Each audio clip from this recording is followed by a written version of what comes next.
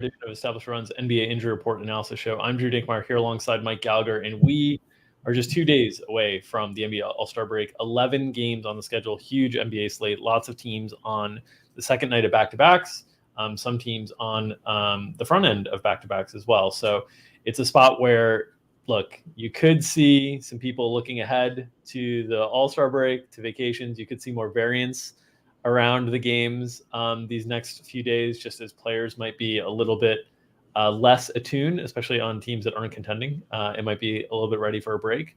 We'll see how questionable tags are kind of handled during this next few days. But yeah, a lot of stuff to cover. Mike, how are you doing?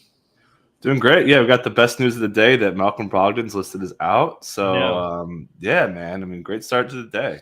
Finally, a big win there for us after having to project him in for like the last 3 weeks. And the one time we decided not to project him in, he actually played. So we just have stopped guessing. So thankful for Indiana getting that report out early. And the games are coming in waves tonight. One 7 o'clock Eastern game, 3 7:30 Eastern games, 4 8 o'clock Eastern games, 1 9 o'clock Eastern, and then 2 10 o'clock Easterns. Finishing up with what should have been flexed, the Denver Golden State game should have been flexed to ESPN National. But with Utah and the Lakers, seeing if the Lakers can end their tumultuous first half with a win. Let's start with the Lakers because they have one of the biggest questionable tags on the slate in LeBron James. They haven't played for a few days here, so they've had a little bit of time off since that Saturday night game against Golden State. So yeah, I mean, 4 days off and seeing LeBron still on the injury report as questionable was a little bit surprising to me. What are your thoughts here on whether we see LeBron tonight? Is this a real thing? And if he sits out, I mean, can you imagine social media losing their minds? Because they were very upset that a guy on a team that has a losing record was having fun at the Super Bowl. Because apparently, if your company's not doing well at work, you're not allowed to have fun anywhere in the remainder of life. So what do you think on LeBron for tonight? Yeah, what was he? What I forget. He was doing the Dr. Dre song, I think, or was it Eminem? Yeah. I forget. Oh no, it's 50. It's 50 Cent. So yeah, he could be in the club and on the sidelines for this one. But yeah, same thing. Mentioned he's out. I think he's gonna play. So yeah, go shorty. It's your birthday and play. And assume LeBron's in. But if he doesn't, pretty good spot for AD, right? They're not gonna send a lot of doubles. The Jokic story is the best. I got 47, brother, when Jokic was going off on him. So yeah, I think it could be a similar thing for AD. So if LeBron does sit, I really like him. Royce O'Neal would get Westbrook too. So, but yeah, we're expecting him to play. Yeah, if he didn't, obviously, Westbrook and AD would benefit substantially from a projection standpoint. And we should note on the other side of that, in that game with Utah, Rudy Gay is ruled out. Rudy Gobert is not on the injury report, but he was extremely limited in that first game back. They basically were only playing him at a low 20s minute pace, kind of let him get an extended rotation in the fourth quarter a little bit. I think we have him at 28, which I don't know. It could even be high, honestly, but they played Azubuike, they played Whiteside. The game did get out of hand. So it's possible he could have gone more, but the first half rotations were around that 22-minute pace. Do you have any expectation on what a minute's limitation might look like for Gobert tonight? Or do you think that was, it seemed like they were reacting to how he was feeling. Every time he went to sit on the bench, he was rubbing at the calf a little bit. So what do you think on Gobert? Yeah, he's going to have a cap on him. I mean, these calves and hamstrings, we say it all the time. They're two of the things you really got to ramp up.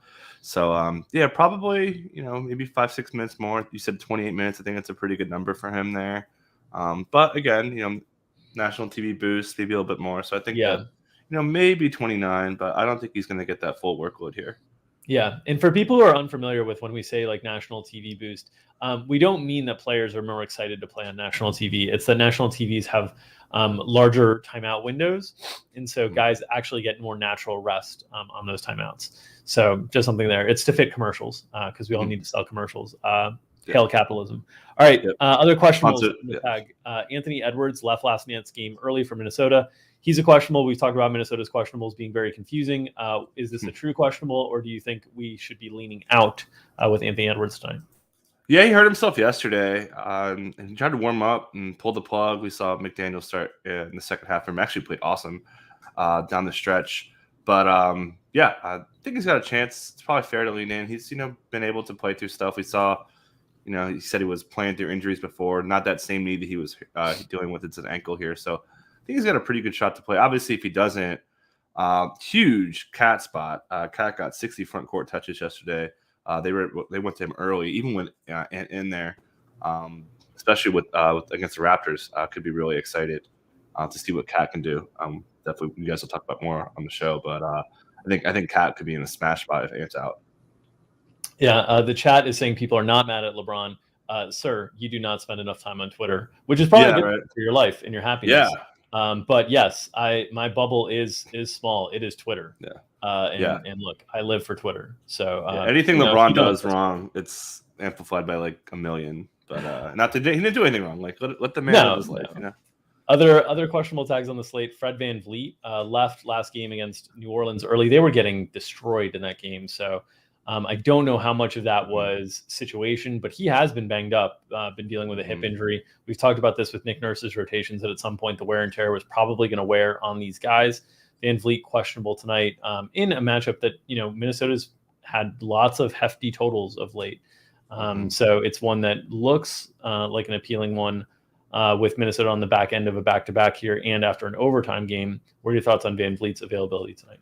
Yeah, so background on this, a new injury. He banged his knee, according to Nick Nurse, and he thought he can go back in, but they were kind of getting blown out.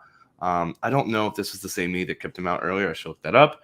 But, I think he's got a pretty good chance to play. Not going through shoot-around does give me a little bit of concern there. But, if he doesn't play, we know what they're going to do. They're going to almost certainly start Gary Trent at the point, especially going up against Cat. Now, I think they would still go with Precious Achiuwa in the spot. But, given that it's Cat, obviously a very imposing big and offensive center, they may go to Birch, but I would still think it's Achiuwa just because we haven't really seen Birch play too many minutes. But I wouldn't be surprised to see that. And, it really changes kind of the math on their defense, too, if he doesn't play because Minnesota, they are really capable of limiting some of the Raptors' firepower if VanVleet doesn't play because you're just going to have Vanderbilt on Pascal Siakam, excellent defender for the way Siakam likes to score with his agility and kind of spin moves and stuff. So it would be a pretty tough matchup for Siakam. And then it would set up for D'Angelo to guard either probably OG, I think, or Barnes. And they would put Pat Beverly on Trent. So, potential with the way Nick Nurse says they want to exploit, strength mismatches. Whoever D'Angelo guards, if you can nail that, and I think it's OG, it might be Barnes, but one of those two guys could really, really get a lot of usage relative to where they normally are. Yeah. Certainly an interesting spot to monitor with Toronto stuff. On to Denver, where Monty Morris and Zeke Naji are both questionable. Both guys were questionable last game and both sat out. Obviously, the matchup with Golden State, not a particularly good one, but we have seen with Zeke Naji out, we have seen more opportunities for Jeff Green in those spots. So it'll be interesting to see if we get that again for Denver here. I still don't think it's going to have a huge DFS relevance just because, Jeff Green doesn't have a big upside to him. It's really about Jokic and then Barton and then, maybe into Bones Highland and Campazzo. But that Bones Highland Campazzo stuff against the Warriors isn't super exciting to me. Bones did get the minutes last game, but the usage hasn't been as strong in that first unit, which is as expected. So the question of whether he'll be able to maintain the efficiency he has off the bench from a fantasy production standpoint is still a question mark. So with Bones Highland, I guess he would be kind of the only play that I'd be interested here. But what are your thoughts on if Monty Morris and Zeke Naji will be available tonight? Yeah, should add Monty was questionable for the last game. They mistakenly ruled him out for today and put him back on questionable. So I think he's got a chance to play. If not, I actually like Bones because a lot of other guys, Looney's pretty good. Maybe Jokic doesn't pop off, held him in check as far as the score in the last game. You're going to see Aaron Gordon get Kuminga. Kuminga did a pretty good job on LeBron. He kind of shut down Marcus Morris in the last game. So it's a bad matchup for him. You're going to see Wiggins guard Will Barton. So kind of a bad matchup for him. It sets up pretty well for whoever starts at point guard there. It could be Monte, but you won't want to play him first game back. So if he's out, actually kind of interested in Bones here, despite, it was an okay game. Against the Magic, I had a little higher hopes, but you'll take 14-5. It was a really efficient game, which is the expectation against the Magic. Yep. The question is what does the volume look like for Bones? Yeah. Because he is going to need to be a volume-based player, I think, to have real big upside to him. But it was good to see like a real solid game, plus 13 in 29 minutes, 3 for 6 from the 3-point line.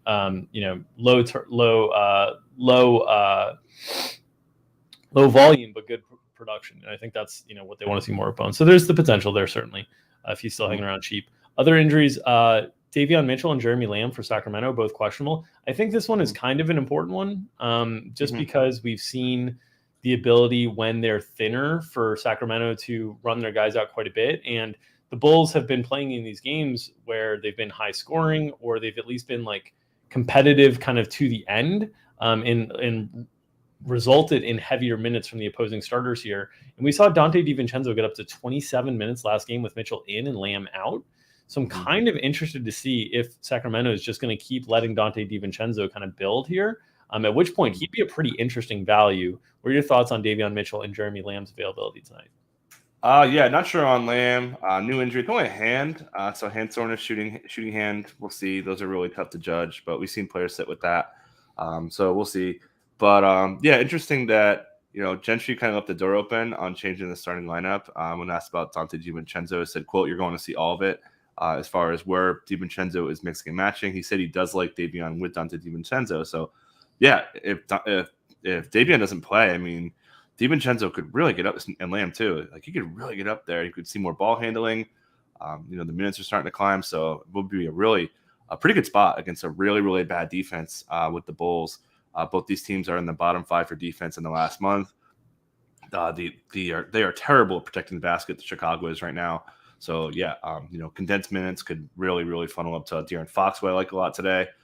Pretty good spot, and we'll see probably a little bit more Mo Harkless. You see Harkless get cut down, which we talked about during one of the shows, that we were expecting his minutes to be low because against the Nets you don't really need a big wing defender like that, but in this case you certainly do against arguably the best scorer in the league right now in DeMar DeRozan. So I expect Harkless's minutes to be pretty good. Not that you would play him.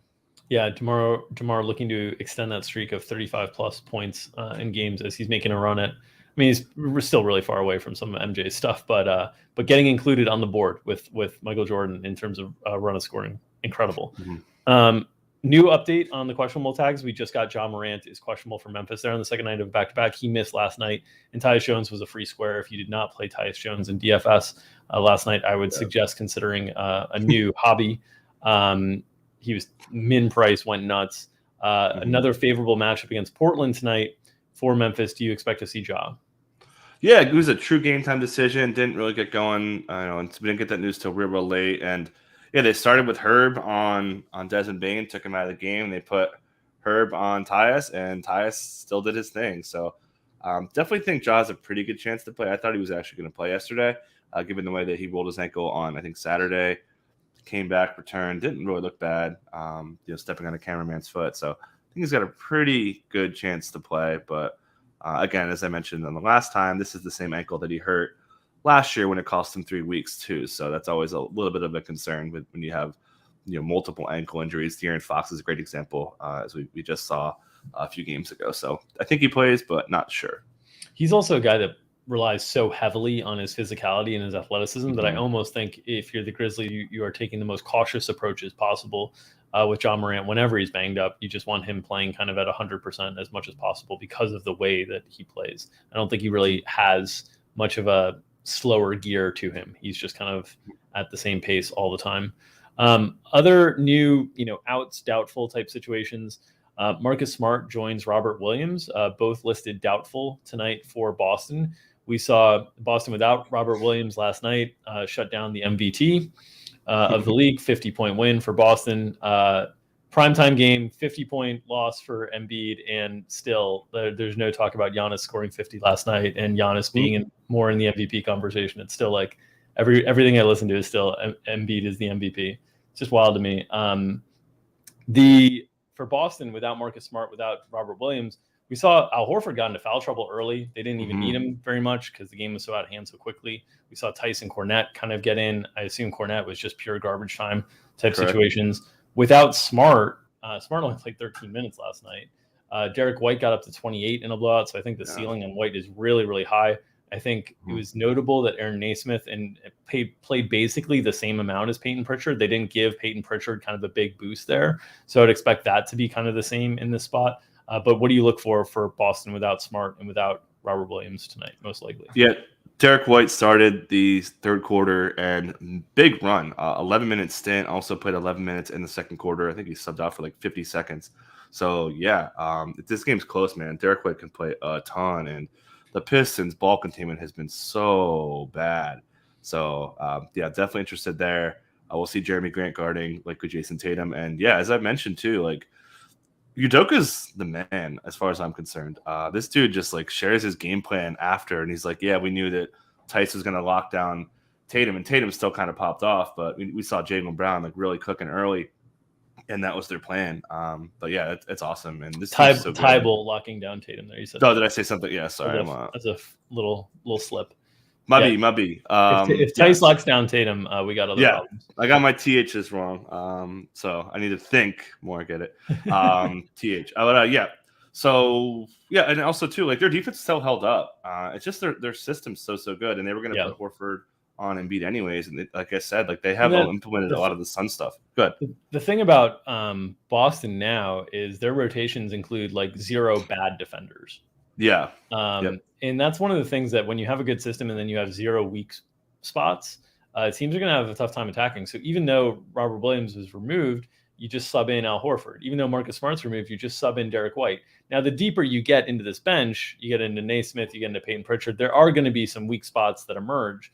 But the general core of the foundation of the defense, like Tatum's fine defensively, Jaylen Brown is fine defensively, Smart's very good, Horford's very good, Grant Williams is a really solid defender, Derek White's very good, Time Lord's very good.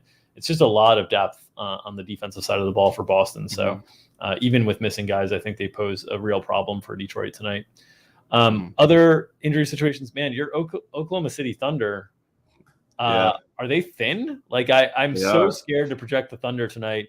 Ty Jerome, Kenrich Williams, still no Lou Dort, still no Shai Gilgeous-Alexander.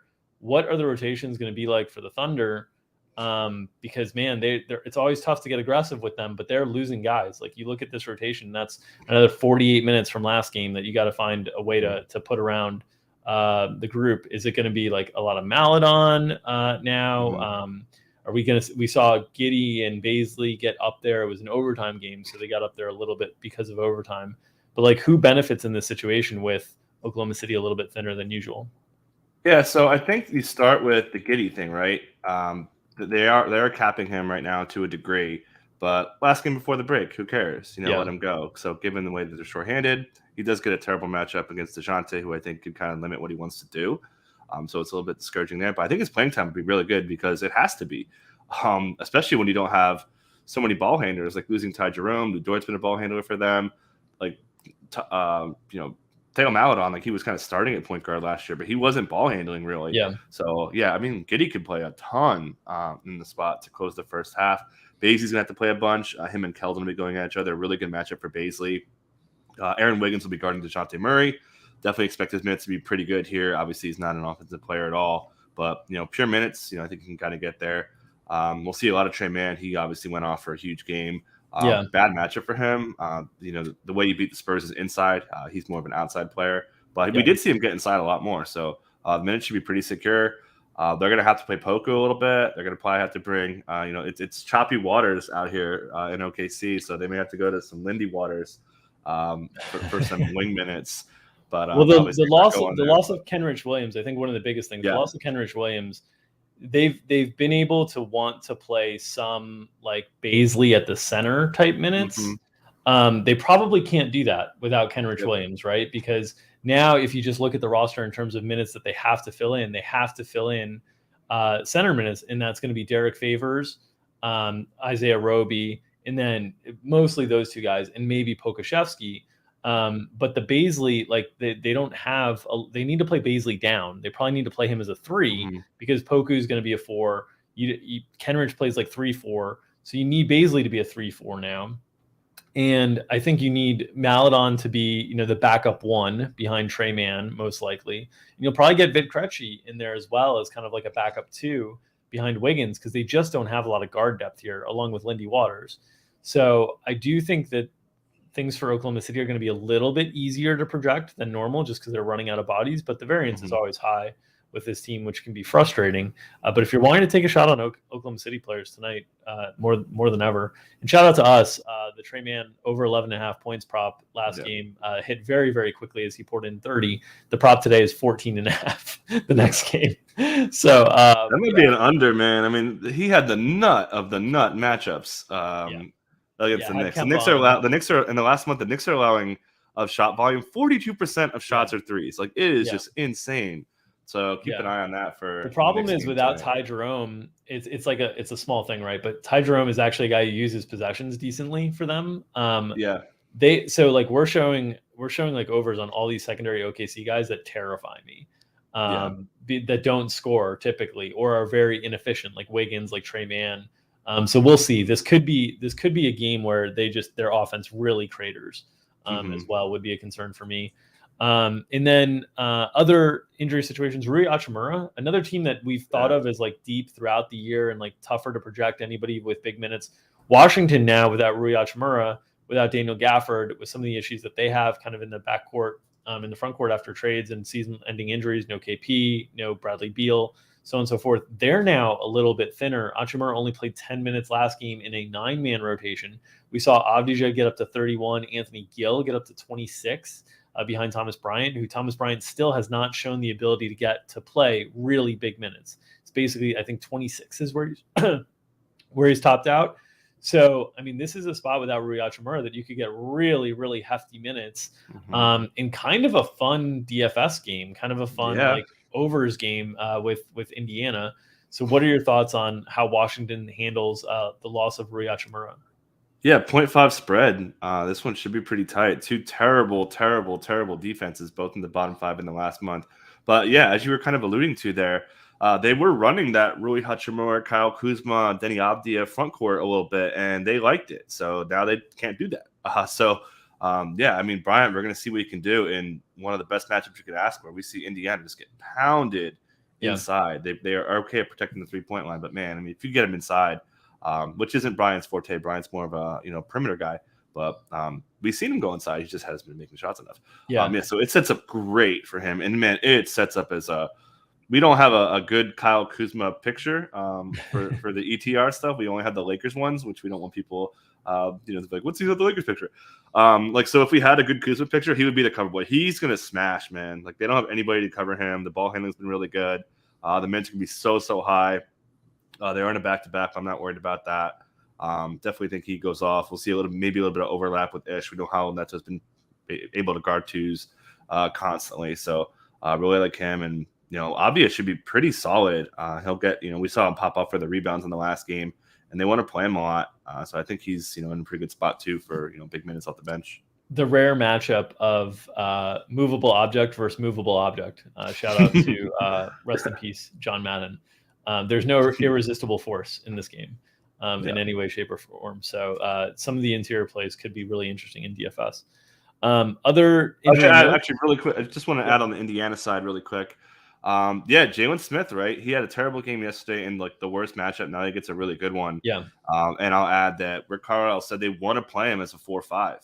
He wants him to learn both those positions, which I love that. I'm always, anybody that can play two positions as a young player in a bad team, upside's just massive. So really into Jalen Smith after a little bit of a letdown yesterday. Yeah. The more positions, the better, as they always say around Valentine's Day. Nice. All right. In terms of other injury notes, the Suns have not filed. They're on the second night of back-to-back. I had noted just because of the matchup with the Rockets, like getting into the All-Star break, it might be a time to consider getting a breather for CP3. I floated that idea in our Slack chat when talking about props earlier today, and you now waved me very quickly, which to your credit, you've now waved me on me talking about CP3 rest. For the last 2 years, I've been looking for the Suns to find spots to get CP3 rest, and they just refuse. They don't care. CP3 doesn't seem to care. I'm the only one that thinks he's old, apparently. And with good reason, the way he's playing, he's making me look like an idiot. And so you immediately thought that was not the case, that you expect Phoenix to play their guys.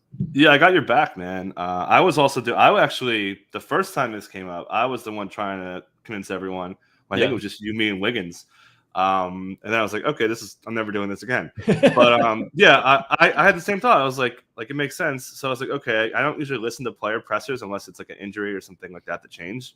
And I listened to Devin Booker and CP3, and they were talking about, closing out the first half with Houston coming in and so on and so on. So they're expecting him to play. Monty Williams, they're not going to do shoot around. And he actually talked about, players kind of getting in a rhythm, and, that may have affected them. They didn't do shoot around yesterday either. So yeah, they'll be fine. I definitely expect them to be pretty good against, my God. Talk about like unfair fights. This is, the irresistible force against the movable object, right? Yeah. Because let me get the stats. Yeah, last month, the Suns are number one in offense at 122.5. That is a record number if that pace continues in the last month. And they're going up the worst defense in the NBA at a 122.1 defensive rating. Yeah. Just absurd numbers, man. They don't have anybody to stop Devin Booker. Booker might just go completely nuclear in the spot. And I'll note, we talked about the Suns yesterday. I alerted some blowout concerns yesterday. They were 13-point favorites. That ended up not being the case. The Clippers' shot making last night was quite impressive. But look, if you look at those Phoenix minutes on the whole, I did note that the addition of Aaron Holiday and Torrey Craig, I thought would ease up on the high-end minutes and look in a very competitive game where Chris Paul and Devin Booker played much of the fourth quarter. They got to 35 and 36. So I think the 37s and 38s, when they have this kind of depth, which would have been the case if they had Campaign and Landry Shamet as well, I don't think they're on the table. So just be aware, I think a lot of times we're paying very full prices now for CP3 and Booker after a run where the high ends were 37, 38, 39. I don't think they are anymore. I think the new baseline is going to be 34, 35 on the high ends for CP3, 35, 36 for Booker. Maybe it gets to 37. I think the 39s and the 40s are a thing of the past as long as they have this many guys available. And same thing for Bridges. He was only at 33 last night. So, and, shout out to us in the wrong way. We had Bridges over 1.5 stocks. Look at all those stocks, Mike. 13 for Phoenix. Crowder with 4, Booker with 4. Mikhail couldn't get 2. Oh my God, he had like 7 or 8 like breakaways too, like deflections. Yeah, it's crazy that he just couldn't get that second stock for us. Frustrating. But yeah, so I just think in general, be careful with the Suns guys, because I do think some of the ceiling is getting pulled out from under them just because they have a deeper roster than they had the previous 2 weeks when the prices rose. Those prices will come back down over time, and then we'll get back in range where we can fire into some upside.